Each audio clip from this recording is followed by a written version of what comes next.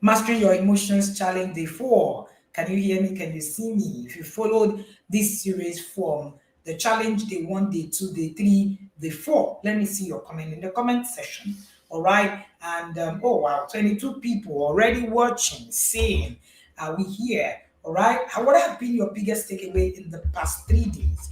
Right. I will be your host again. My name is Wendy Olori, and I'm the founder of the Intentional Parent Academy. Somebody asked a question that I would like to begin with today so that we can get that off the way and then we begin to have the conversation.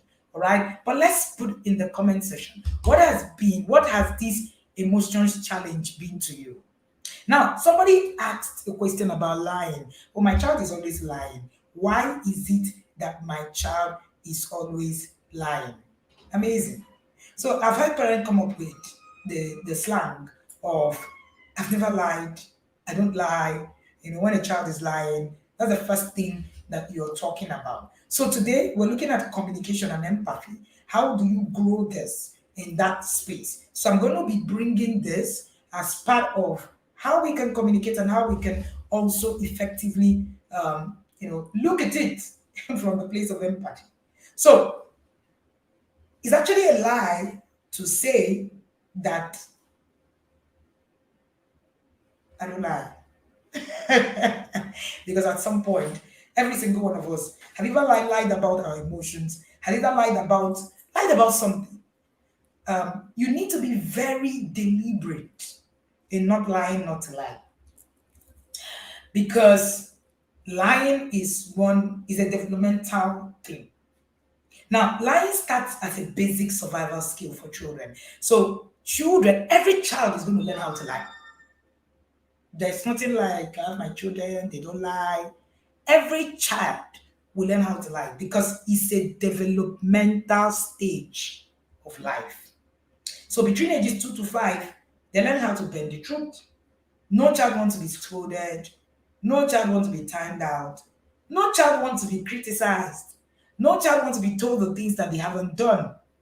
So lying is a behavior that it's not been figured out how it's learned, but it's developmental. It just happens, right? Now, it means that your role is not to keep emphasizing, oh, you don't need to lie and all of that. Your role is to teach them why it's not a coping mechanism. Your role is to teach honesty intentionally. So part of what we're bringing in the inner circle, system is honesty as a skill, because I've realized that a skill to actually be honest. All right, all right. A skill is being honest is a skill. So at some point, your child is going to pick up lying. So that thing that you're asking is actually a wrong question in itself. Why is it that my child lies? Your child will lie if your child is not deliberately taught honesty as a skill and why lying isn't a coping mechanism. But if your communication is wrong, your child is going to continue to lie and it will be a coping mechanism because naturally the brain wants to escape from difficulties. So the brain will always come to you, will always come to the place of, I don't want to be hounded. So the brain's job is to preserve. So anything that preserves, right? Anything that preserves, the brain is thinking about it. So there are three main reasons why children lie, right? There are three main reasons why children lie: honest, fantasy, bragging, low self-esteem, preventing negative consequences, inability to communicate effectively. So now you will realize that if your child is able to fix, or if you're able to teach a child how to build skills in being able to be honest, it eliminates some of the things that you're struggling with. If you build simple, if you build simple stuff around effective communication, You might be able to eliminate lying. Now, one of the things I have realized is that we don't look at what is behind every struggle that the child is having. So when we say that a child is misbehaving, there are driving forces. Now, a child misbehaves when they lack knowledge, when they can't communicate appropriately, when they lack empathy, and when frustration comes in. And sometimes it's an outright rebellion. But very many of the times, if you're going to raise an independent thinking child, you need rebellion, a tint of rebellion in your journey. That's a conversation for another day. All right. And now, so children also brag. That also makes them lie. And then fantasy is a big deal for children. So lying is one of the earliest lessons in life that we learn. It's our first realization of action and reaction, outcomes to manipulate. So apart from crying to get our needs met as a baby, unfortunately, like crying, lying sticks around longer. So it's just there. How do you become liars as adults? Some people never now develop the honesty skills, the rationality to learn that being truthful or being untruthful actually affects everybody beyond you, and that you are not being sensitive. Now they don't realize that dishonesty will also affect them negatively, so they don't play it in that sense. So a way to survive for a child is to lie, and that's how to get to response, and that's how to preserve themselves. The brain is always after self-preservation. So for you to deal with lying, you need to go and deal with the background of lying. And you know that many of the times, our problem is not the behavior. Our problem is, what we do with the misbehavior. And many times, we don't even know what to do with those misbehaviors. We don't even know where they are coming from. So we beat children for lying. And that's one of the worst things I've ever seen. You beat a child for lying instead of helping the child develop rational skills. So the child become a hypocrite. They find a way to do it without being caught. They master it. It becomes part of them. They begin to use it as a coping mechanism. So lying is a sign of healthy development in a child. However, it is that you need to be intentional about teaching as a skill. So lying starts at 2 years. By 2 years, 30% of children are lying. By 3 years, 50% of them are lying. By 4 years, 80% are lying. By 5 to 7 years, almost all of them are lying. So it is not just about, oh, my child is bad. I want you to remove that from your head. It is that you haven't built rational skills. You haven't built honesty as a skill. So research shows that 4 to 5 years old lie every 2 hours. So the lie might not be something so big. The lie might not be something so huge. It might just be a fantasy, because that's how the brain is also developing, becoming creative. So creativity comes from the place of what is not real. So, so it's important to teach your children honesty.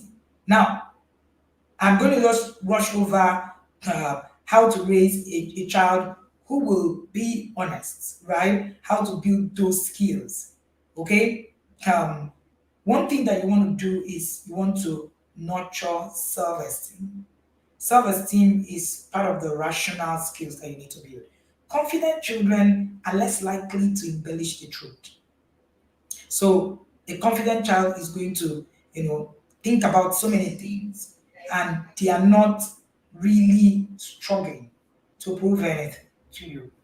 Many of the times, even us, you find out that adults are lying. You are in your school group, you are lying about something you shouldn't lie about. Somebody ask you, where did you buy this thing? You lie about where you buy it. It's not because sometimes you want to lie. It is because you have not built rational skills, all right? Rational skills to be able to understand, all right, who you are and why you should be like that. So it's a journey, it's a work. You need to look at the way you discipline. Most children who lie, whose parents use negative discipline, lie a lot, because the brain hates negativity. The brain doesn't want to struggle. The brain is constantly going to escape. So the brain will look for escapism, which is one of the key things. And then you need to do you know that teaching your children about being honest with their emotions is one way to build rational skills? So if your child sees that you're sad, you tell them, all right? You tell them that, oh, I'm not sad. You are also teaching them that there's a part of their lives that need to be embellished. So we do it without even knowing. You embellish some parts. You say it is because they are young. So your children pick up lies without even knowing that they are picking up lies. It's not. It's not like it's a thing that it's just a way of life for people, human being. So it's just like emotions. It was Aristotle who says that if your emotions is not tamed, then it means that you're just like an animal. That's what it means. So your inability to be responsible for emotions doesn't mean that it's not enough. It's a natural state of being for you to overreact, right? It would. But that's what where training now comes in. All right. You need to teach your children about white lies as well. Teach them to find, white lies, to be able to look at white lies. You know what we call white lies, right? The young children are very literal and they are quick to spot hypocrisy. So if you preach the family never lies, if you preach that, but you nudge your 4-year-old to go and tell an auntie that bought a cloth for them that they really love it when they don't, then you are embellishing some parts of your journey. And then your child is going to pick it up and feel that some parts needs to be lied about. So it's an intentional process. So you need to stop confusing your child about the truth and not the truth and begin to also it's a journey for you. It's not a journey for your child. Because most of us were not taught how to be honest and why we even need to be honest. So we find it difficult to be honest. We're not able to tap into ourselves. We're not able to understand who we are. So honesty comes really sometimes you take it to the place of I it's not what I don't need to tell the person. So it also comes from the place that we were not taught how to say no. So we are recovery self-esteem, whatever. And somebody asks you something and instead of you to say no, I can't, you lie about it. Because we have been taught that there's a way we've been taught of not hurting people at the expense of who we have become, right? So we say things like somebody comes and says, or somebody came to me and asked me, which school do your children go to in primary school? I said, oh, I'm sorry, I don't let out that information until my children leave to school. And the person was like, why? You just said no like that. I said, like you didn't feel somehow. I said, no, I didn't feel anyhow. But it's a place, right? For you to be able to get to actually understand that saying no is okay and it's a communication skill that we must be able to teach our children. So let's go quickly to the conversation of the day. You know, effective communication skills. Effective communication skills. How do you begin to teach communication? Yeah. Hmm. I wish I can teach this class the way I would want to teach it. But I'm going to put it in perspective. Now, one of the main reasons family relationship break up, one of the main reasons emotions are flying off the handle is number one is lack of connection. Number two is lack of communication. Number three is lack of contribution. At the center of all of this is effective communication. Let me say that again. Lack of communication, connection, which is, you can connect emotionally. So connection is beyond just talking with people. Connection is connecting, being able to emotionally tap into this people. Communication, connection, and contributions. That's one of the main reasons family breakup. Simple. You see in that family there is labeling, there is harming, there's yelling, there are offenses, there are blaming, there are secrets, there are silent treatments, there are threats. Check it. Can you find any of this in your family? Labeling, harming, yelling, shaming, offenses, blaming, secrets, silent treatment, threats. Even parents, you give your children silent treatment. You give them the shoulder of I'll just not talk to you. We even get into malice with our children. I don't know how we do all of that. But we do it because we even lack the ability to communicate effectively. So we can't communicate effectively. So all of our families are riddled with this. And it comes from the place of not knowing who we are emotionally. So at the center of all of this is effective communication. Now let me tell you what formed our communication growing up. We were our parents didn't communicate. Our parents didn't communicate. They just all they did was they just talked to us. It's a different conversation. They just talked to us. And in most of our homes, the kind of communication we learned how to do is to label. And this I think is very smart. So this child is that smart. So we think that our children are monkeys. They are supposed to perform a certain way. You harm without even knowing that you're harming. The words you speak are so harmful, in that setting. You yell and you tell yourself that if I don't raise my voice, they're not going to listen to me. You take offense when your child does something. You are offended. You're offended that your child is crying. Like you're offended. You're offended that your child is lying. As you're offended, you take up offenses. All right, and then you blame. It is you. You are the one that made me shout. You're the one that made me yell. A family is riddled with a lot of blame. Your husband comes and says, "Oh, it is you that is raising the children." You come and tell your husband, "It is you that is not flogging them." There are blames throwing everywhere. And then there's silent treatment. Sometimes you say, "I'm not going to talk to you about it." And then there's threats. And this is because lack of connection, lack of communication, and lack of contribution. So most times we see word as we have been conditioned. Everything we see about our world is our conditioning, the way where we're coming from. And at the heart of every pain of every family is misunderstanding. So the pain of that child misbehaving, it's misunderstanding at that center. You misunderstood the child have misunderstood you, and that's it. So our parents didn't communicate. Most of us are coming from a place of ineffective communication.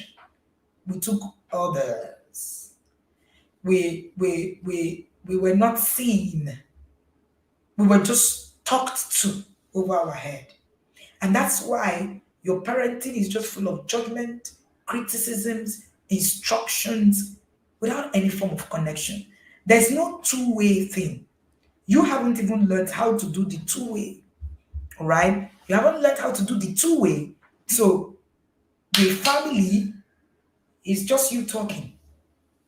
So in communication, one of the things that you need to, understand is that communication is a two-way thing. But it takes a lot of being able to build your emotions to be able to communicate effectively. You need to be able to learn to listen. We've done all of that. Module 1, Module 2, Module 3. If you can't listen empathically, it's not just listening. There's empathic listening. When you're listening and putting yourself in that person's shoes. And if you can't listen empathically, you can't have a two-way communication. You need to be able to sit down to ask yourself, am I really listening and tapping into the space? Now, there is no way you can have a rich, rewarding relationship without real understanding of these things that we're talking about. Most of our communications are full of cancel. Yeah, canceling. So think about it. Every time you're talking to your child, what do you see? Are you canceling? Are you condemning? Are you criticizing? So I want you, this is a reflective, moment. I want you to, by yourself on your own, not in your house, ask yourself, Every time I have spoken to my child, have I claimed that I'm the one that just knows? And I'm counseling. I remember that, one of those days our son had come, and said, "Oh, mom, I have something that have happened to me. I was in school and people were talking about a particular game, online game. I know that I'm not supposed to play a game online, without asking. I even know that I'm not supposed to play a game online at all. But this game is only an online game. And everybody's talking about it. So you know that your children are going to have the fear of missing out. So he had the fear of missing out. He was like, I'm missing out of this thing. Oh. And then he decided to come back to me and say, I missed out of this. What do you think? I actually really need to, you know, get to a point where I am, just, talking about everything everybody's talking about. When he was talking, you would think that it was a point to cancel, or it was a point for me to criticize. It was a point for me to say, after everything we have told you, condemn. But I realized that it was a point for me to connect. It was a point for me to converse. It was a point for me to contribute. Connection, conversations, and contribution. So I didn't take the route of canceling, condemnation, and criticism, which is what our brain is hardwired to do because of where we're coming from.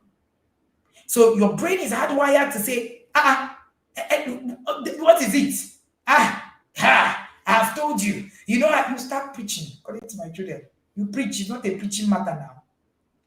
And then it was a place for me to connect to him. What did I do? I connected, and my connection was, if I was here, how would I feel? So I'm able to do empathic communication because I have been able to walk through the journey. I am walking through the journey of being that person who can handle my emotions. At that point, the first thing that I did was to show empathy. Wow, that must be a lot. And I shared my struggles. And I said, do you know there are times my friends will want to do something. I really want to be part of it, but I just can't because of the values I go through, or because of the things that, I am going through, or because of the things that are, happening to me at a time. And then he said, that's true. So how do you handle these moments when you get that point and you feel you're going to be missing out? And I said, I just am able to circle back. See, at that point when my son had come to me, he was not looking for cancer.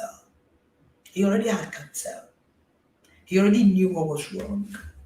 He was not looking for condemnation.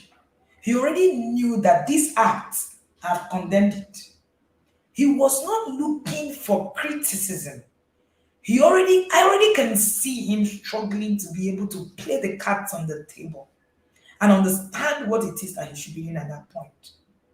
My contribution in this conversation was to share my journey from the place of vulnerability instead of from the place of perfection. Again, parenting does not require perfection, it requires training. You need to be trained, you don't need to be perfect. Because it's in the place of vulnerability that you can connect. You can't connect outside of vulnerability.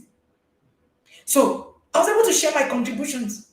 And I said, this is it. I'm thinking that it must be really hard. And we continued in that conversation. I was able to offer myself for conversations without getting fluttered, without feeling that I'm an alpha and omega, without feeling that this child that is now this child is not learning the things I'm teaching me, the Ndaboski parent coach, and my son needs to be perfect. I have come to a place where I recognize that my child will be a child, not an adult. because he's on a journey. It's a place of me being able to put myself in the shoes of my child. If I were this child and I was telling my parent this, what would I like to hear? That's one first step to be able to access empathic communication. Every time that you are in a situation, ask yourself, if I were this child, how will I, you know, be, how will I react, or how will I want to have been treated if I were this child? So it helps you to step in into the feelings of that child in the now. Now, empathic communication is powerful, all right? But we're going to talk about how do you begin empathic communication. So that was one of the things that I was able to actually get. And I share in the inner circle that most family relationship is superficial, is functional at most. But we don't have, not many of us have transformational families. So we have three types of family relationships, which is one of the things that comes superficial, functional, and transactional. Most of us run these three types. Superficial, it's just family, just functional. We're doing everything right. You even say it. Everybody's okay, everything just looks okay, everything is just there. And then transactional. Am I not the one that have carried you for 9 months? I'm doing it so that when you wake up, when you are old, you come and take me to Obodo. Transactional. Not many of us create transformational families. Not many of us, create families that are deeply satisfying. This can only happen when we build our families with genuine understanding. We teach about transformational families in the inner circle. Please, I bet you, if you're not in the inner circle, jump in. Now, most of the mistakes our children make are not out of a result of bad intention. It is out of a result of lack of understanding. So we need to look at our expectations. We need to look at our knowledge and learning. So our satisfaction basically comes from these things. And then we need to look at what we understand. What do you understand? The first thing you want to deal with is deal with your negative baggage when it comes to effective communication and empathy. Deal with your negative baggage. Most of us have not agreed to touch that place because we're still thinking and singing the mantra. Oh, we thought that okay. What is it? Well, okay. They did all these things. They spoke to you harshly. They told you all sorts of things, and you think you are okay. Unfortunately, you raised the same person. This morning, my husband and I had a conversation, and we were talking about discipline. I am very big on the topic of discipline. And we're saying it is how people come and say, my father is a very disciplined person. He disciplined us. No nonsense. But your father was a drunk, and your father was a humanizer. But yet he was so disciplined. How do we relate? The problem is that our definition of so many things come from the place of who we have been. You need to deal with negative baggages for you to effectively communicate and tap into what it is that I'm sharing with you. Now, most of your family relationships are filled with rejection, misjudgment, and manipulations, and even aka emotional blackmail. Because we have the most, that's the most important factor in most broken family. So it's communication. So there is emotional blackmail. Most of us are coming from that place. Don't you know your mother? You are also doing it. Me, I have carried you for 9 months. After all I have done for you. And that is it. So we think that that is what we need to do. Now, what are the things? How do you commit to being? How do you deal with your negative baggage? Look at where you're coming from. You need to overcome anger and offense. It's proven that negative emotions like offense, anger, is a major dissector of family harmony breakdown. All right. So temper gets us into problem. Pride keeps us there.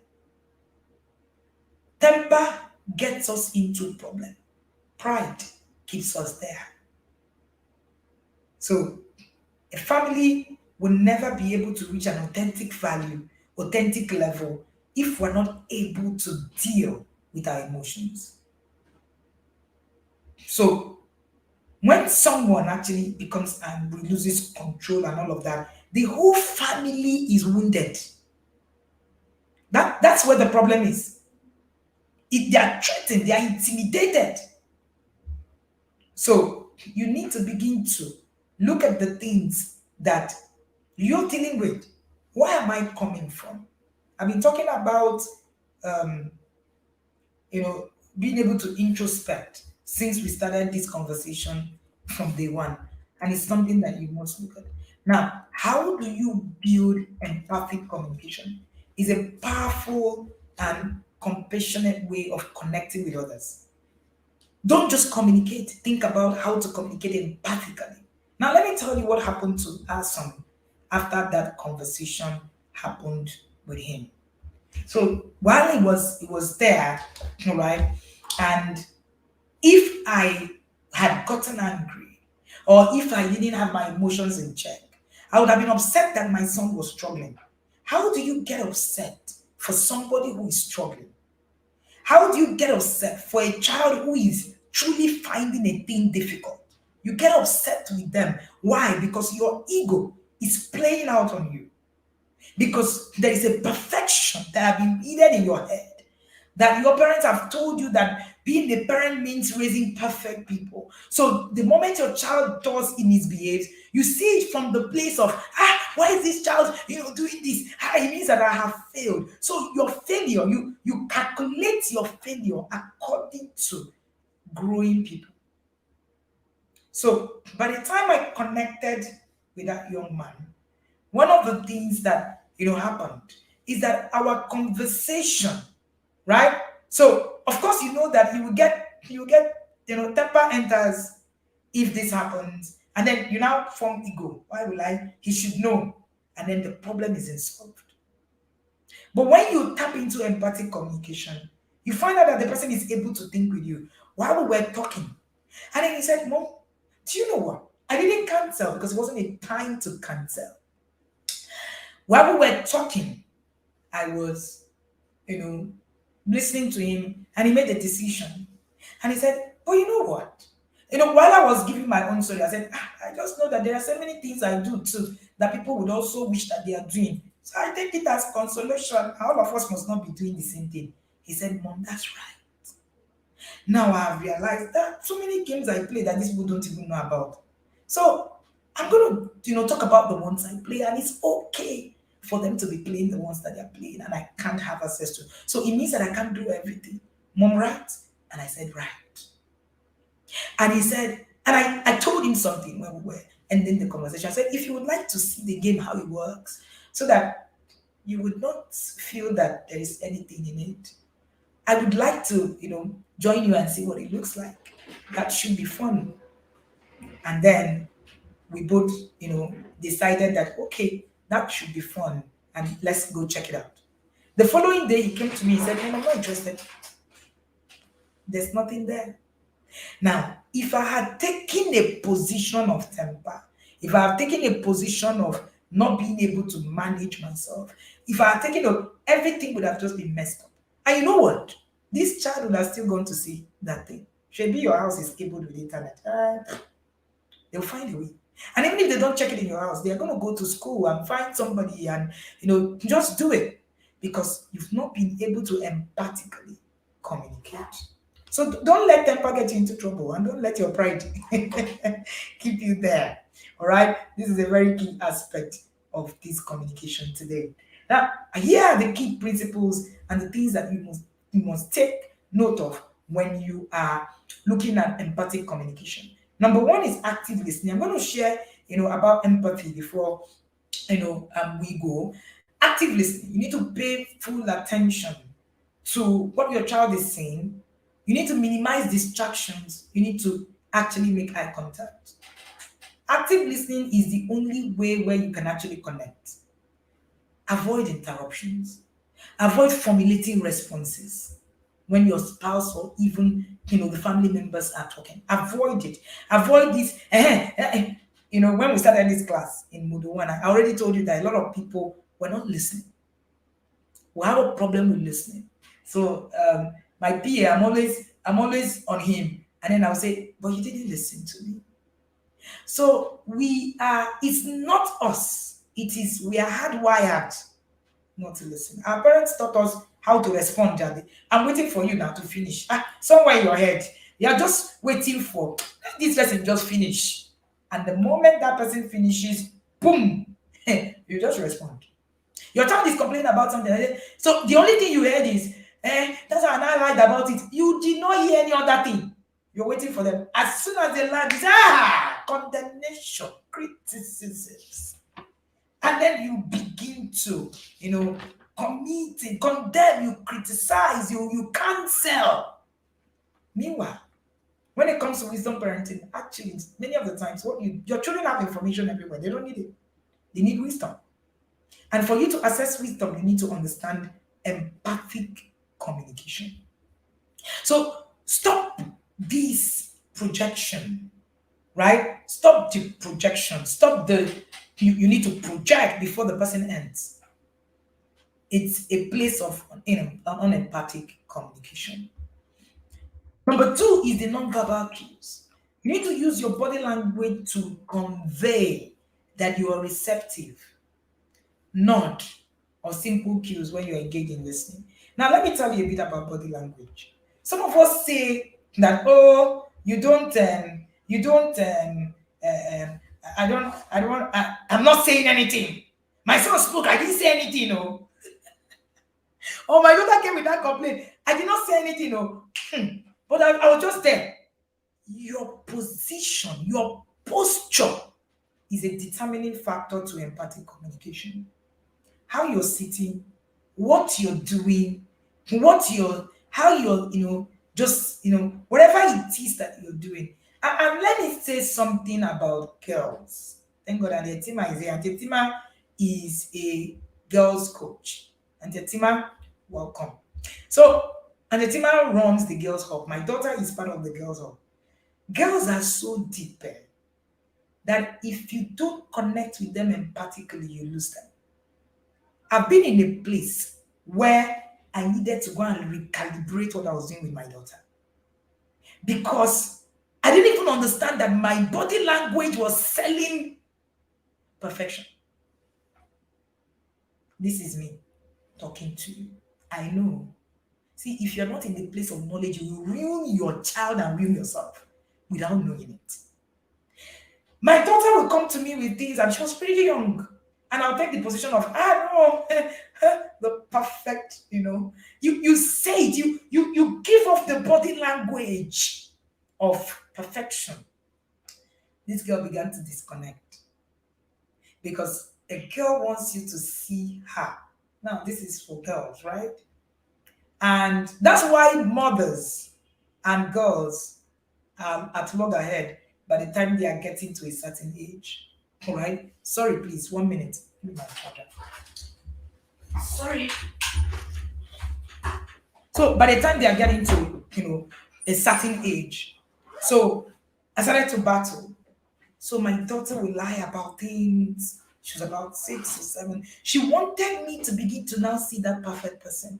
And I started to learn about misbehaviors, right? And I realized that it was coming from me. It was coming from me as much as I wanted to become that. Sorry, just give me a minute.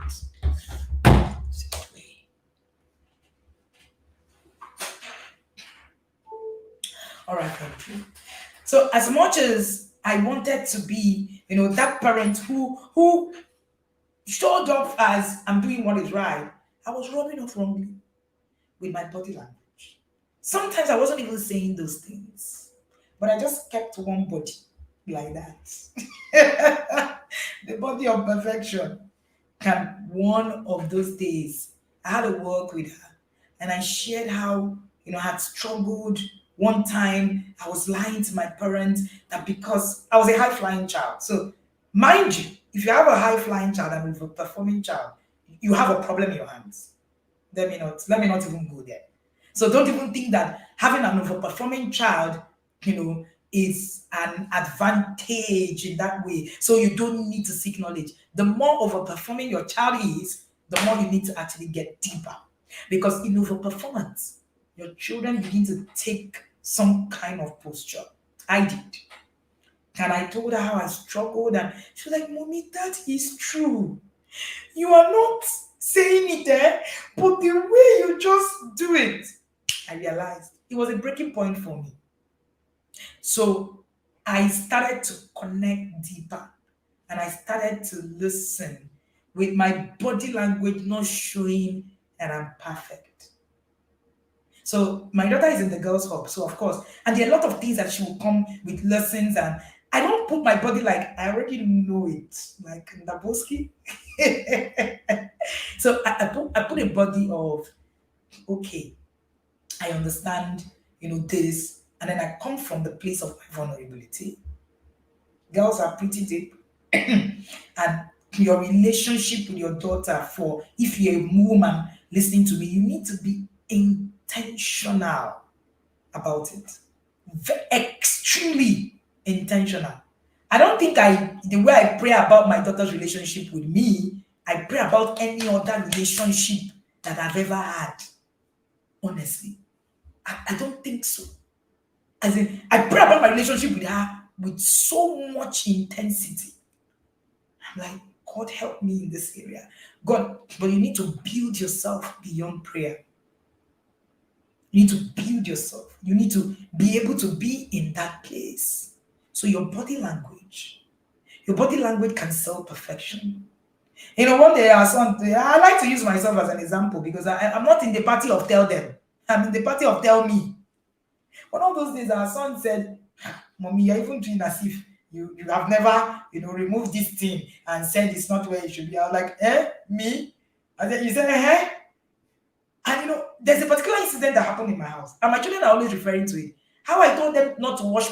How I told them. So I went to the market. They were about seven or so. And I had got to the market. And it's a whole basket full of tomatoes. And I said, wash the tomatoes and put it in the fridge. Wash the tatashes and put it in the fridge. My children said what they heard was, don't wash it and put it in the fridge. That day I landed on them. How can you not wash the tomatoes and put it in the fridge? How can you not? My children said that that was one place of me not being able to, understand that I was also, wrong. I think I said that to them because two people can be wrong and you're right. I usually say that we talk about rigging, but many times in our families, we rig the election even before we come into the space of leadership and rigging. Three people say, no, you're wrong. You say, no, how can I be wrong? Why do you think I'm wrong? Then you win the election in your home. And then you come out tomorrow and think that we will not rig elections. We always rig elections in our home. You're a father, you're drinking, all right? You're drinking. And the whole family says, this is not good for this family. They're like, people will shut up there, you know who I am. Election has happened, you rig the election, and you have won, even though you're wrong. So you need to be careful what you're even selling to your children in that place of being a parent. So your body language is so key. The body language is so key. What body are you putting in that conversation? Are you sitting in such a place that you are, tell me, So it's not just about what you're saying, it's about the things that you're not saying. Now, reflective listening. I want us to listen very carefully. I need you to learn how to reflect back when you've heard to ensure you are understood correctly. So I learned this. When our children say things and we're able to say, I hear you saying that. It sounds like you're feeling, because many of the times we assume. We assume. So I hear you say that this is what you think about this. And very many of the times, that's not what the child is thinking or what the child means. So when you do reflective listening, you are also tapping into the emotions of that person, and you're saying, I hear you, I hear what you're saying, help me understand you more. The person picks up the cue. I am interested. I am, I am, I want to be here and I want to know you more. That's what reflective listening is about. So my husband and I, anytime we get home, we have what is called the gisting time. And every time that we're talking about something, we are able to actually practice all of this. Sometimes we're ranting about our jobs because we do high intensity job. My husband is a marriage counselor. I'm a parent coach. We meet people from all walks of life. The other day was my husband. He met a pilot, and we're talking about some stuff. I met a senator. We're talking about some stuff. We're able to meet people from all walks of life, all walks, and very many of the times, what we are looking for in that conversation is just to be able to just connect. So when you do reflective thinking, reflective listening, you are able to connect back. I hear you say. See, when you do these things, the way your children will respond will shock you. The way your children will respond will shock you. As in, you'll be like, just like that. It's magical. It's absolutely magical. Somebody's asking how they can connect with Antietima. We will share with you in the academy how you can connect with Antietima. The next thing you want to do is you need to try empathic responses. What does that mean? Acknowledge, validate the other person's emotion. Show empathy by saying, I understand how you feel. I can see why you're upset. It's not about being right or wrong. Everybody's feeling is valid. So it's not about you're right, you're wrong. The first thing that we learn to do is, I see you, I see what you feel, but it doesn't make it valid. All right? So it is valid, but it doesn't make it right.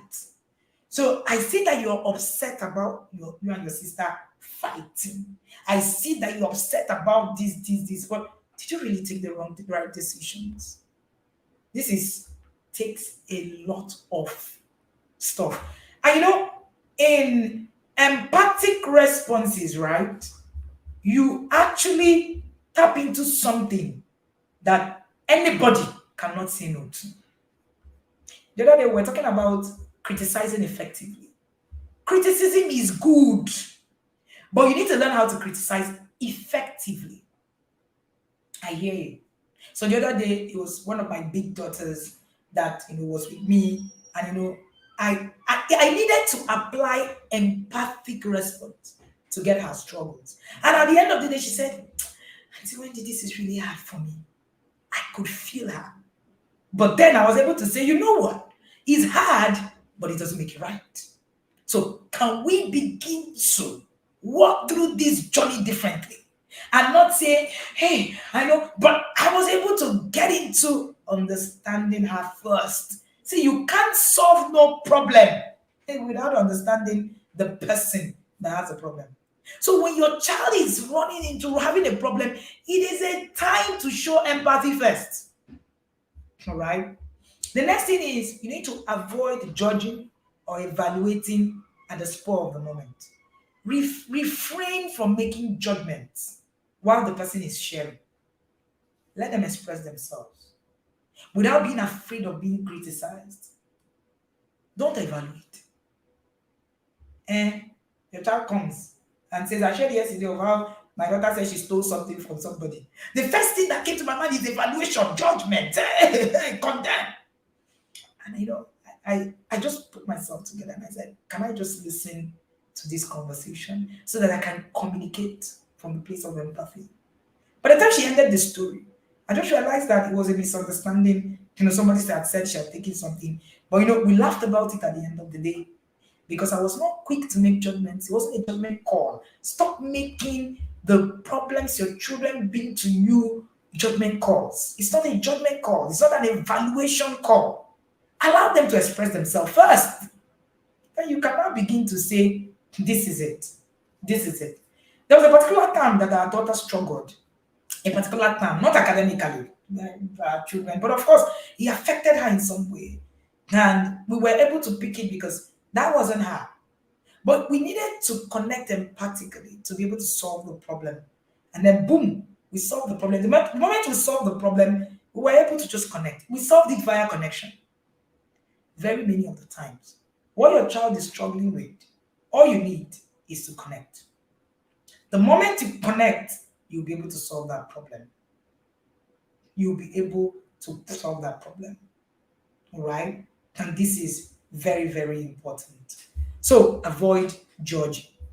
Number six, you need to ask clarifying questions. When you are uncertain or you need information, stop assuming. Ask open-ended questions so that your child can share more.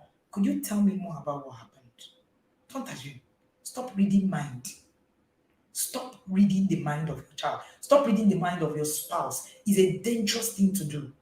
I know that when he was saying that thing, the next thing he will say now is that I know my son now. I know him very well. The next thing he's going to say now, immediately I just say this is it's not my fault. Stop reading minds. You're not the Holy Spirit. You do not know what people have in their mind. Ask questions if you're confused. That's a very good place to start. Now, mind your tone. If you're going to have empathic communication, you need to mind your tone to convey the message, understanding and support. Avoid condescending tone. So when I talk about tone, I'm not even talking about the pitch of your voice. I am talking about the judgmentalism, if there's anything like that, and the condescending tone in your voice. Many of us do not even have high pitch. I do. But you're not going to hear judgment and condemnation in that tone. So it is beyond, it is beyond just what you're saying. So I can be saying, why are you not doing this? So I'm not going to be judging you in that thing. And it's not the place of criticism. You will see. See, when you have a child that you know, or you have somebody around you who knows that you want me to fly, they can hear you. So your tone is not just about your speech, your pitch. It's about the judgment. It's about the condemnations. It's about the condescending tone that you use when you're communicating. That's how the other day you even went to do that. So you tell your children things like that. The other day you even went to, what is wrong with you? Why will you behave like this? So there is a judgmentalism that we use. You use any kind of word. So in empathic communication, it's not just about your pitch, it's about your tone, and in tonality, it is in what you're saying. That's the tone. The tone is not the speech, the pitch. So we confuse it with the pitch. Some people will say, I didn't even say anything. No. I didn't even shout. I said it gently. But in your gentleness, you have condemned, you have judged. And the moment you condemn people and judge them, they shut up, including your child. So it is something that you need to work on. So for those of us who say, I don't even raise my voice, I didn't even raise my voice, what else is inside that voice? Did you condemn? Did you condemn? Did you judge? Without even judging. So somebody was sharing with me yesterday, and the person was asking me how she would get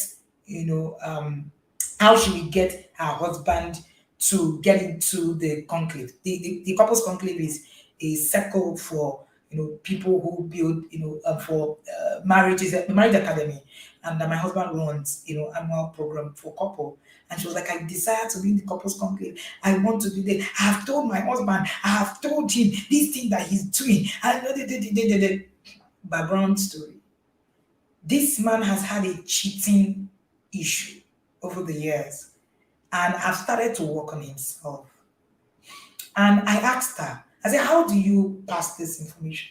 So I just told him that he knows that we need this marriage. So it's not, there's something wrong. We need to actually work on it. We need to really work on it. We have issues. We have, I was like, okay, I understand where you're coming from. I said, but don't you think that you're constantly judging this person and also sounding in a condescending tone? And then this person is looking at it as, okay, I have a problem, you don't. I'm not in that space. I said, is it possible that you're judging without knowing that you're judging? Is it possible that you're sounding condescending without knowing that you're sounding condescending? Is it possible that and that everything that you're saying is pointing, you're not saying it, but that's what you're saying. I said, that's why he's resisting you. He's resisting you. He's resisting that part. He's resisting being called that. He's resisting being dragged. You're dragging him. You're dragging him. So it is the thing is about, it's not just about your pitch, it's about your tone. How does it sound?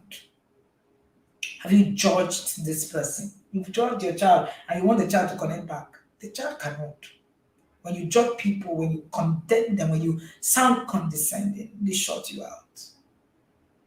So it's not in your pitch, it's in what you're saying, your tone. How does that tone? So you see some people say, I didn't even shout though, but the man is angry. So it's not in the pitch, it's not in the pitch. I get a lot of that. I'm not even a shouting parent. I get it. Use the I statements. When you're sharing your own perspective and feeling, use I statements to avoid sounding accusatory. You make me feel you are accusing. Most times when I think, I say, I feel that I've been able to take it back to me. So I told this woman that I mentor, and I said, why not go back to your husband? I said, I think that there are a lot of things I need to deal with myself. And I need us to work together on it. So when you're constantly with you are the one, you are. So when I'm talking to the children, I am constantly in that place of saying, I feel that this thing you're doing is not going to end up well. Oh, this is what is going to happen. So I'm not saying you are going to end up the I statements. So I need you to think about the I statements anytime that you're connecting with your child and anytime that you are having this conversation. Now, practice empathy. I'm going to share a bit on how you can create empathy. Try to step into the other person's shoes. See situations from their perspective. Consider their emotions. I was talking with that, my big daughter, and I realized that, I needed to be empathic to see her. And when she started to say, no, that's not it. At first, I had felt that she was rude about something, but she wasn't rude. She just had issues being able to communicate, and able to actually connect. And I saw that I was the one who wasn't able to tap into that place of empathy. The moment I tapped into that empathy, I started to see her. I started to see her struggles instead of getting angry with what she was doing. So when you are always angry with what your child is doing, you're not empathic. Let me say that again. When you are always angry, you're always in the place of anger, you're not empathic. And that is coming from where you are coming from as a parent. Validate emotions. You need to validate the other person's emotion. It's okay to feel that way. I remember that story. I told my son, I said, it's okay to feel like you're missing out of something. There's nothing wrong with it. So don't give condemnations. Don't say, why are you crying? And all of that. It's okay. It is okay to feel the way you feel. However, this is not it. Be patient. Give other people time to express themselves when there is communication. Avoid rushing conversations, especially when you're discussing sensitive topics. Create time to listen to your child.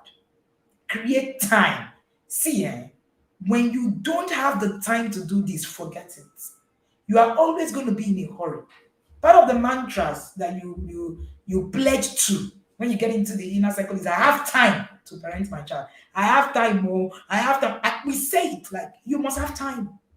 So all these people telling me, what about when you're in a hurry? How do you now answer? If you don't have time, you're dead on this journey. You must have time to be able to set this, to be able to practice. The next one is that you must avoid unsolicited advice. Unless the person asks for advice, focus on empathizing. So your child comes to you and understanding their feelings instead of immediately offering solution. When our son came with that problem to me, I didn't offer advice. He wasn't looking for advice. He knew what was right or wrong. Many times when your children already comes to you, they know what was right or wrong. Empathic communication is particularly important in challenging situations, in conflict-laden conversations. Make an effort to understand, to acknowledge the person's point of view, even if you disagree. So I tell my children, I understand how you feel, but I don't agree that that is right. So many of the times, right? Many of the times, you don't agree with what your child is doing. So I'm not saying, well, because you are doing practicing emotional intelligence, agree, accept every wrong behavior. Ah, no. In fact, if you're close to me, every child even knows. I don't like all of that. But you cannot now give me excuses and say, oh, that's how I am. So how do we work on it? What do we do? All right. So another thing is that you need to express your support. Express your support. I'm here. I care about your well-being. I want to offer support. And that was what I did in that situation with our son. Let me offer support. Let me offer assistance if it's appropriate. Then follow up. After that conversation, check in on that child. The following day, I came up, to that child and I said, so are you ready to try the online game now? And he said, Mommy, I'm not interested anymore. Now, let me tell you the effect of this being able to connect empathically. One of those days, we were not even, I was, in my room and he was in the family lounge. And I'm not even able to, I won't be able to see. All right. So many times you think you're not going to be everywhere with your child. And then he was not telling me that a family friend was at home and was saying, you don't go online to play games. Why? He was like, I don't need to be online to play games. I play games offline because I understand that that can be dangerous for me. And then the person was like, it's not that hard now. There's nothing there. He said, the problem is that I don't know what I will meet. And I'm not able to really control what I will meet. And then the person stopped. The person said, I go online, no. I play. My parents, they don't even know about it. And I'm able to. Now, look at it. I have been able to create something that he can own. It's not me. He understands it. So instead of you creating rules, why not build on values? So we were building on values. So I'm saying, anytime that you don't, no, you will not. When the chips are down, your children are going to tap into that value system, not the rules. Because at some point for teenagers, there is a rule breaking mindset that comes. Peer pressure is standard. People say, I don't feel pressured. I am not, everybody's pressured by their peers. The other day I was looking at Nigerian coaches getting into the folks, list and all of that. It's peer pressure now, it's real. Even in our own coaching industry, there's a lot of pressure. When things are trending, you're scrolling through, you're scrolling through Instagram. You see somebody who have made one dress and you have screenshot. You screenshot and send to your tailor. What do you think that is? Pressure. And if your child is not able to build on their value systems, the rules will break at some point. So build on values. So this boy has been able to tap onto that value instead of when you go there, don't open it, don't. I believe that the best parental, what do they call it? Parental block that you can ever have is connection and value system. Don't do like me. I've never had a parenting, what do they call it? Parenting block of the TVs in our home and all of that. Our children understand as much as you don't go online without an adult. It is so ingrained. It's not from the place of rules. It's from the place of connection. It's a prayer of relationship. It is from the place of empathic communication. I understand that this is what you like to do. All right. I understand that this is what you want to do. But can you look at it from you becoming? So when people say, oh, our parents gave us rules, we followed, at what cost? I was having a conversation with someone, and the person was telling me how the husband who was, everything, raised well and all of that, but that the guy is a philanderer. She can't mix it. She can't get it. And she said he was even raised well from a good family. They followed rules. They followed. It's beyond that. That's one of the things that we're not tapping into. Being able to build the family system so your children can own their process and not just dish out rules. The more rules you dish out, the more your child will want to rebel. The more rules you dish out, the more your child will want to rebel because in the human, space, you hang on in independence. There's a level of human need that needs independence. That's why you must, cultivate what I call communication culture. Communication culture, where issues, how would they be, discussed? How do we, at this table, you are able to, acknowledge your negative tendencies. You are able to overcome them. You are able to apologize for them. You are able to process their experiences. Every family we need to lead by instructions, not rules. They're different. Instructions are embedded in value systems. So your children will be able to tap into values and then they will be able to buy them as instructions. Buy them as instructions. And when they become instruction is when they have gotten to the place of honor. Because value system is what builds honor. And then they now see it as this is what I live by. They become instructions to them and they run from there. So gradually those labels are unfrozen. People can trust on the basis of structure and relationship. So the best kind of work that I do is prevention. I love prevention. I love being able. I have I'm a public health preventive analyst, and I worked in the public health system for years. And for me, preventive medicine is the way to go. I love prevention a lot. So that is one of the things that you must do. Above all, one of the things that you need to do is that you need to choose the choice of not getting offended at a struggling child. It's a choice, it's not a gift. Today, I pledge that I will not be offended by my child who is struggling. The moment I'm seeing that, oh, this child is struggling, instead, I will extend grace. How do you build empathy? All right. How do you build empathy? Now, one of the things I've seen in our our children is the lack of empathy and even for us. So because we were not taught what empathy really means. So they tell you you want to build empathy. I ask parents, how do you think you can build empathy? They'll say, go to modeler baby zone. When you go to modeler baby zone, your children, let them know how to, look at people and all of that, teach them empathy. No, that's a wrong way to teach it. Because empathy is not pity.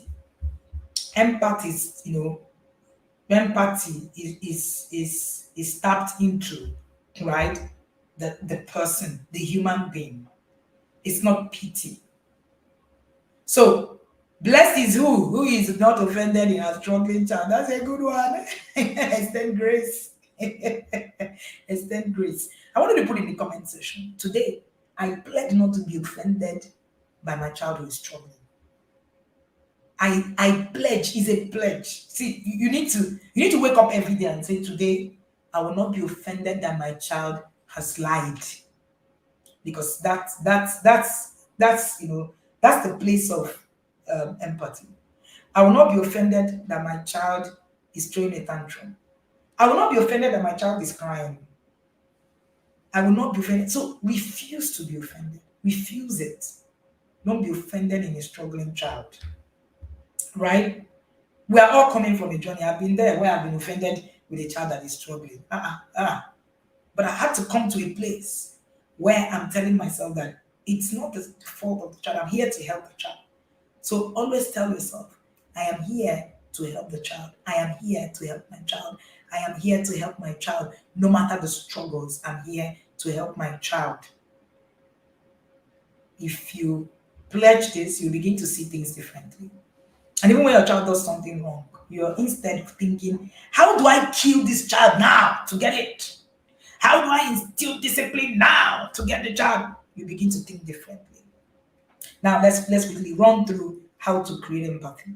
Number one thing that you want to create in a child for empathy is appreciation and gratefulness. Appreciation and gratefulness. Gratitude reflects goodwill. This is a part of, so I wrote in my book, I shared in my book, I think the reason the independent thinking child, and I was talking about appreciation and gratefulness. People don't build empathy from lack of it. So many of us grew up with focus on how much mistakes that we have made. We are mostly told about our mistakes, and we are rarely told about our accomplishments. Some parents even feel that, you will be proud. In fact, parents avoided compliments because they will say, let's not say it so that you will not make him proud. Unfortunately, they did not only lie to you, they made a mess of how you think about life and how you can empathize. I've noticed that many people genuinely can't compliment people sincerely. And not because they don't want to, but because they don't know how to. Have you noticed that some people never compliment, but are very easy to criticize? It's actually not on purpose. It's part of the fallout of that we turned out okay. So our thinking that our parents, did was, just okay. We don't need to reinvent the wheels. You don't need to, do anything. It makes us hide when we have mistakes instead of taking responsibility. So no blames at all. We are not taught, but what do we want? You can reparent yourself and do things positively, reinforce instead of the negatives. Now, when you are able to show gratitude, you are able to tap into the place of empathy. Gratitude disconnects us from toxicity, it disconnects us from negative emotions, and it shifts our attention that our focus is on positive emotions. Gratitude. You feel accomplished. It takes away comparison. So you begin to see other people and appreciate where they're coming from. It might not be visible after a while, but it just works out. It trains your brain to be more in tune with experiencing gratitude. And that's why in the inner cycle, we have what we call the gratitude journaling. The gratitude journaling. Why do you need to journal it? It's like a testimony book. It serves as a reminder that it's possible. Journaling improves your well-being. It just making note of the things that you're grateful for is a habit. It increases your positivity. When you focus on good things in your life, you naturally become positive. When you focus on good things in your life, you naturally become positive. It improves self-esteem. It helps you to be present in your own personal achievement. Empathy comes when you can see you and see your work, not just about the next person. So I want to compliment you, Board. You make this food very well, Board. That's a big disconnect. It reduces social comparison, it takes away resentment. So you see people for who they are because you are grateful. All right? You are grateful. This is so key. It makes you feel better. It makes you happy. It reduces stress for yourself. So you need to teach your children how to be grateful. Because empathy, there is no empathy without gratefulness. You need to first of all even be grateful for what you have. Teach them about being thankful, not just for material things, but for acts of kindness from others. Talk about what happened in the day. Share on it. Tell them, say them to see seemingly small things. And it also made us, afraid of our mistakes. It made us afraid to confront them. So we can become better. We can teach our children to do better. When you accept your mistakes, we're part of your journey, it becomes a lot more better. You become grateful of being able to not just turn, not just you're not you even extend empathy to yourself. Honestly, when you learn empathy. So part of what will make your own child, the process is the place of appreciation and gratefulness. Very many times parents have argued with me that, oh, I teach my children to be grateful. But you hear tones like, why do you even think you do so well? Your mates that come tops of the class, how many years do they have? You hear tones like, this food you made, you shouldn't you people to put more salt? You hear tones like, why is this kitchen so messy? So because you made dinner, so we should live in it like pigs. You're sharing appreciation, but you can't see. According to you, that's how to make them improve. That's not true. These are familiar lines. This is how we grew up. Appreciation and gratitude were far from most of what it is that was modeled. And we're repeating the same thing. We were taught on healthy comparison, sort of appreciation and gratitude of ourselves and life in general. So most people I know didn't grow up seeing their parents verbalize gratitude. You look so great. You end up with two extremes when you hear that. You think, somebody will tell you look so great. It's like, this is my hair that's looking like this. Ha, they're not saying that they like. Are you really sure they like it? They're just pretending. I know that many people don't like this hair. They're just pretending about it. Somebody comes and says, "Oh, you look so great." You say, this clothes, I bought it 10 years ago. It's not really it's not really anything. You've not learned to tap into the place of appreciation. So you need to ensure that your children catch it as a skill. Talk about gratitude in your home a lot. Get them to become more responsible. Encourage them to volunteer. Encourage them to contribute in the home. So when your child is contributing, they are able to even become more empathic. So empathy is not just, pity. Encourage them to, I talked about volunteering, I talked about acknowledging their feelings, I talked about, you know, encourage them to see perspective. Ask them, how about if you are the one? So anytime that my children are having things with us, they will say, if it's fair now, mommy and daddy will say, leave her, she's just a girl. And then when my son says it, we're like, but we do that for you also. And he said, so we started to teach them how to tap into, being able to recognize and understand perspective. Perspective is one of the biggest gifts you can give your children. And that's where empathy comes in from. And let me say that there is no purpose fulfillment without tapping into empathy. There is no creation of wealth without tapping into empathy. It takes empathy to you to get to a place where you actually want to engage and solve a problem. Problem solving is from the place of empathy. So when you encourage your children to perform acts of kindness, show them positive impact, that on their actions on others, you begin to tap into their empathic states. One of the things we do for our children is you bring a younger fellow in the house. We're like, so you know that you're going to take care of this baby. Make sure that this baby eats. Make sure that you solve the problem of this baby generally. So get them to get into that space. If you have older children, get them to discuss, engage in conversation of real world issues, poverty, discrimination, national disasters, natural disasters, political issues. How did this event impact people? How do they feel? The rich, the poor. In our country, For us, empathy, there's no empathy for the rich. Empathy is only for the poor because we think it's a pity circle. Now, it means that your children can't even create for the rich. The rich have their issues. And if you're not empathic enough to say it, you can't create for them. Oh, yes. You can't solve their problems.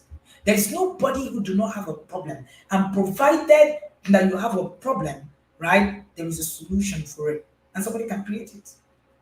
So you can also play the empathy building games where your children, the emotions game, we've talked about the emotion game. Encourage apology, forgiveness. Teach your children the importance of offering sincere apologies. Don't force your children to say sorry when they have hurt someone. Let them understand the place of being able to value forgiving others when they make mistakes and being able to value people forgiving them. So one of the last things you hear us say in our house is that, so I finished talking, you just say sorry. What's that? You've not allowed your children to tap into their empathic process. So your children can really see. So all we have done in the recent times is to build children who just want to just follow, obey. Oh, you're gonna say sorry, okay. I'll just say sorry because my parents have said sorry. But they've not been able to tap into that empathic season, empathic part of them that says you have done something that have hurt someone. How can you say it?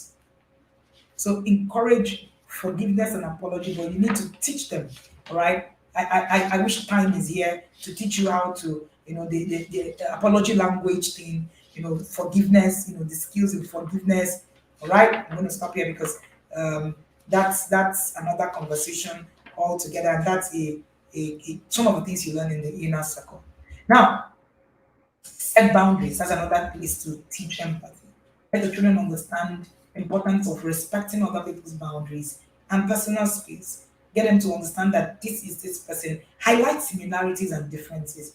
Emphasize both the similarities and differences among people to promote acceptance and also their experiences. Every time that I'm talking with my children, part of the things that we're saying is, can you see this person from their experiences? All right. Can you see this person from their experiences? So my children understand that this person's experience is going to be where I'm going to be, taking this from. And lastly, encourage self-expression. Allow your children to self-express. Now, self-expression is not just talking. Self-expression is not just having an opinion. Self-expression is in everything. Many of the times, we don't know who our children are. They don't feel heard. They don't feel understood. They are most likely to extend the same courtesy to others. So it's important that you need to look at self-expression from different acts, right? So self-expression will mean our daughter is an amateur artist. She loves to draw like her dad. And that's one area of expression we've allowed her to actually tap into, not to actually prove anything to anybody, but in her own space. It has helped her to express her opinions. In that space, it has helped her to express her feelings. In that space, it has helped her to express her concerns. So, self expression, and honestly speaking, some of the things that I'm sharing, I wish we can expand them. All right. But I am going to do that at our Q&A. So I've decided that we will do a session on Monday on the last module so that we can have time to do a lot of Q&A, and then also be able to give you the opportunity to go through. All right. I don't want us to rush the last session. If I'm going to do it tomorrow, it's going to be a rush. I want us to settle in to actually do that and give you a lot of insight to the things that you are doing. Now, above all, I want you to understand that this journey is a journey of consistency and courage. Decide to work on your emotions by doing the things that you have been taught to do. Decide that no matter what, I am, going to help my child, and I'm going to be there to help the child. Decide that I'm going to overcome my anger and express them in a better way. So you want to have a family where communication, right? Where communication becomes effective. Where my children will be able to step out there outside of our home and become people of value. Where my children,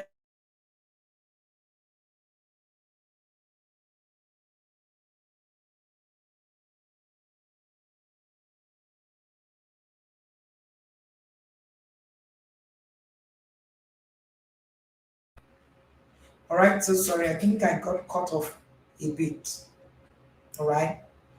And then also decide that you're not going to be in the role of judge and jury, and that's not the kind of influence that you're going to get. Most of the mistakes our children make are not as a result of bad intention, is a lot of lack of empathic communication. So walk through. As you're hearing everything, there are worksheets, it's a challenge. You're taking that challenge, you're walking it through, you're thinking, where am I missing it? It might just be one thing that you need to work on, but please stay on it, work on it, and be consistent. And very importantly, do not just finish this course and just say, oh, this challenge was really nice, and it will leave you. I'm not, I'm being sincere. You need to create a system that helps you to walk you through this whole thing intentionally. Thank you so much for joining me today. All right. I needed to, somebody said, Coach, very calm to these sessions. I needed to deliver the sessions in a way that it is going to help you to do the reflection. When you come to the inner circle, we give you basketballs, yes. But this is a reflective place. This is, where I need you to be able to hold the, the tangibility of your process and be able to see yourself in the mirror. I want you to look at the mirror. Many of the times, I'm sure many of us are looking at the mirror as we're sharing all of this, and you're wondering, am I this person? All right. If you're that person, right, it means that this person just needs work. Do not kill yourself for the past errors. Do not blame yourself for the things that have gone wrong. Instead, take your mantle and run. Take your mantle and run. All right. Take your mantle. Just run. Just run with it. All right. Just run with it. Run with it. Run with this mantle. Run with it. Don't just keep it. That's the only way we can build. We can build in the place of, it's not enough to have value. It is important to translate that value to work. And the only way you can translate value to work, all right, is in the place of implementation. Is in the place of implementation. So I need you to translate this value. Oh, value, I get it. Oh, fire, oh, this one, I get it. But I need you to translate it to what? As valuable as crude is not profitable until it's refined. As valuable as talent is not profitable until it's refined. You need to refine this value that you're getting. The place of refinement is a place of implementation. The place of refinement is a place of doing. The place of refinement is a place of walking the journey. It's not the place of shouting Rema. If you don't refine, this will profit you nothing. So you need to refine this value that have been placed in your hands. Gold never becomes gold until it passes through fire. And very many of the times, implementation might mean that you're passing through fire. Yes, because it will literally be burning you through. So implement, hold yourself to it, and tell yourself that crude is never helpful until it's refined to petrol. And this is my refining process. As valuable as this class is, if it doesn't get refined, you're never going to be able to milk that thing that gives you value. Thank you so much for joining me today. And I am really grateful to be here with you. Thank you so much. I'm grateful that this class have been able to get to you. But refine that value so that you can get the worth of what it is that we have given you today. Have an amazing day. And if you have questions, put them out. Put them in the group on Monday. We're going to, treat all of the questions when we finish that module. Thank you so much for joining me. Well, I can see those of you who are asking who and the team and the girls home and all of that. Just send the chat. The team is going to send you all of that details and you'll be able to get it. Thank you and do have a great day.